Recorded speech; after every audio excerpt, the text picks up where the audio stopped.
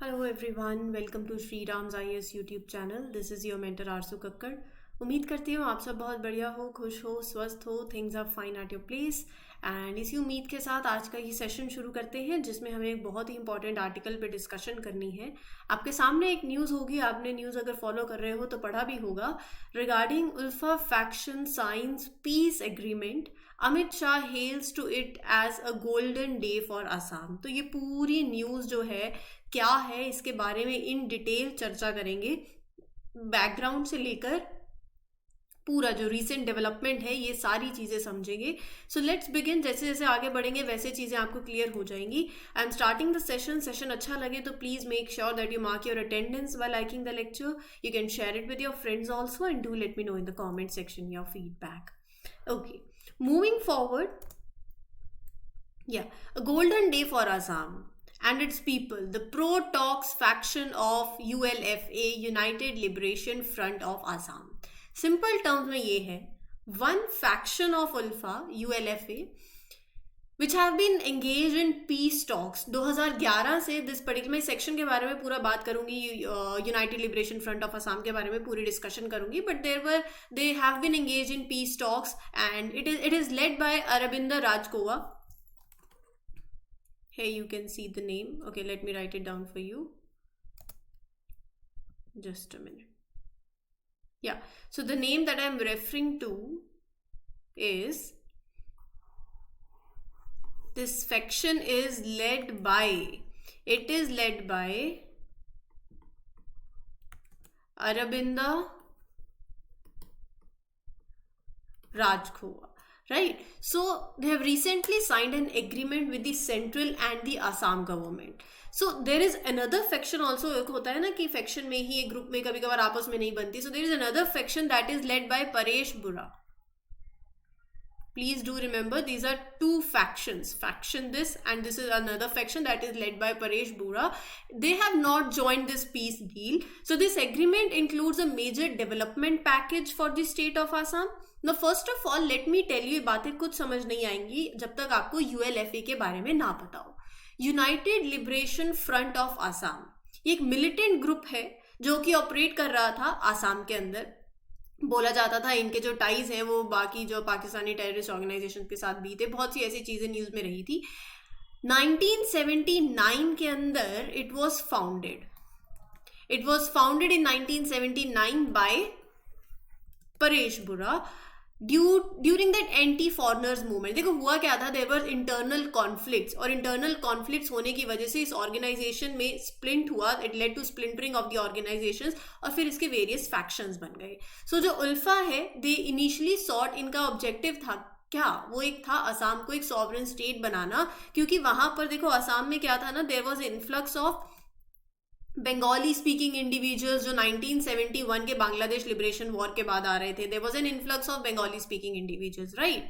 1990 में government of India ने, ये पूरी स्टोरी मैं आपको बता रही हूँ, 1990 में सरकार ने बैन किया उल्फा को under the unlawful activities prevention act और क्लासिफाई किया एज अ टेररिस्ट ऑर्गेनाइजेशन. अब मैंने आपको बताया कि इस ऑर्गेनाइजेशन के अंदर क्या हुआ था, स्प्लिंटरिंग हुई, दो ग्रुप्स बन गए, दो फैक्शंस हो गए. सो दी राजकोवा फैक्शन ऑफ उल्फा, एक तो परेश बुरा का फैक्शन हो गया, एक अरबिंद राजकोवा का फैक्शन हो गया.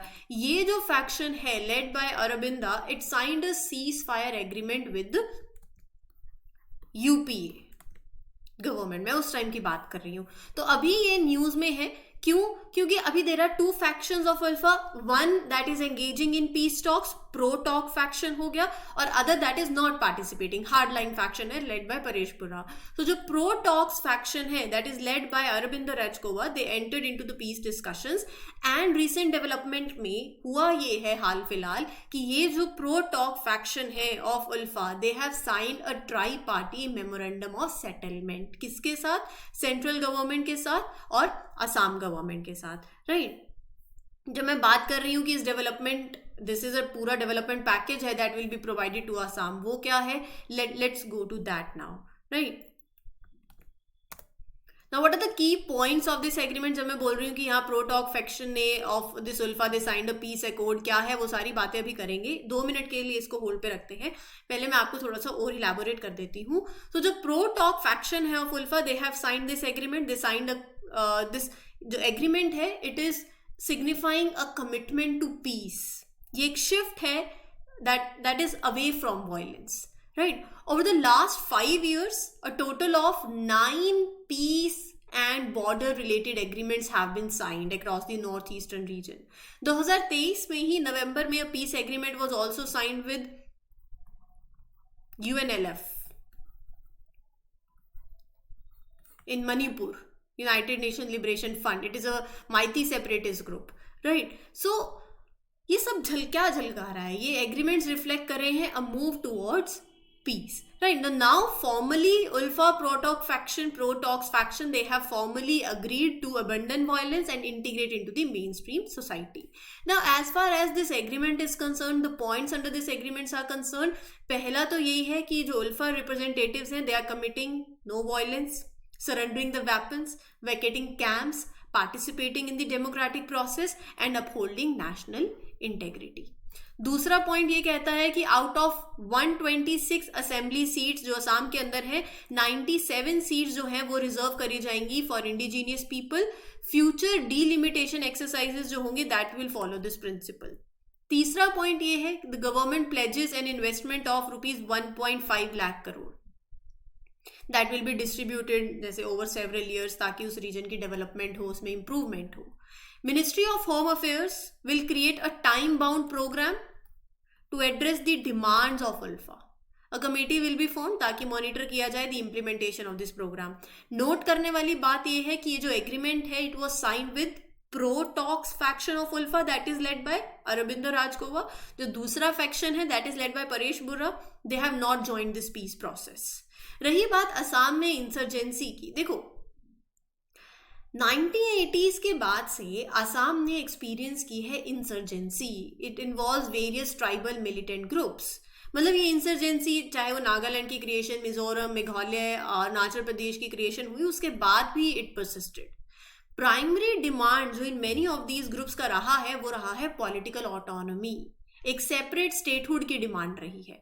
और इस इंसर्जेंसी के पीछे के क्या रीजंस है? पहला तो ये है कि जो असम है ना वो एक एथनिक माइनफील्ड है। मतलब ऐसे लगा लो जो टेंशंस हैं there are among different ethnic groups. 15 recognized tribes हैं सर्टेन डिस्ट्रिक्ट्स में, 14 are in the rest of state. हर एक they have distinct identity, they have distinct culture. Major tribes है Bodo, Karbi, Mishing, right? So Bodo tribe जो है वो 35% स्टेट की ट्राइबल पॉपुलेशन को कंप्राइज करती है और वो ऑटोनॉमी डिमांड कर रहे हैं। They were very active. Large scale immigration आपको देखने को मिला है बंगाली स्पीकिंग मुस्लिम्स का फ्रॉम बांग्लादेश। फिर टेंशंस क्रिएट हो गई। आसामीज पीपल प्रिसीव्ड कि ये जो इमिग्रेशन है वो उनके कल्चर को, उनकी आइडेंटिटी को, उनकी इकोनॉमिक वेलबींग को लेके एक थ्रेट है, right? So there were various movements जो रिकॉग्निशन सीक कर रहे थे एक सब रीजनल, मतलब फाइनली देयर वर एस्पिरेशंस जहाँ पर चीज़ें क्लैश हो रही थी with the state government and autonomous council, जैसे all Bodo students union ABSU, आपने सुना ही होगा, right? It advocated for a separate state of Bodoland in 1987। तो ये जो पर्टिकुलर रीजन है it face economic challenges after partition also.